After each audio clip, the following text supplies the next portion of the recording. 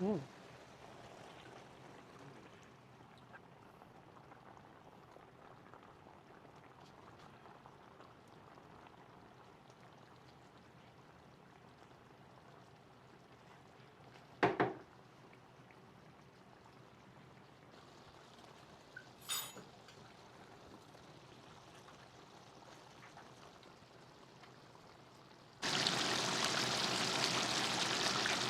Ayan na, tumitibok-tibok ang ating paksiw na yellowfin tuna sa gata. Yum! At ang pinakamasarap na part dito, yung kanyang mantika.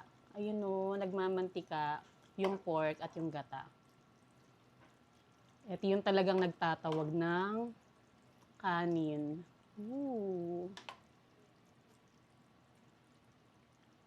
Ayan na siya.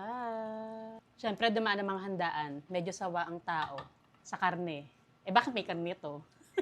Wala, masarap kasi sa paksiw. Pero before natin tikman, kailangan may rice. Mainit na kanin.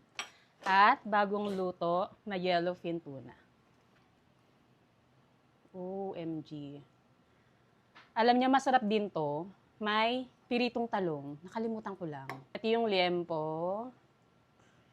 Yun, OMG. Talaga naman, oh. Sabi ko, diet muna ako ngayong January. Bet ito yung aking niluto.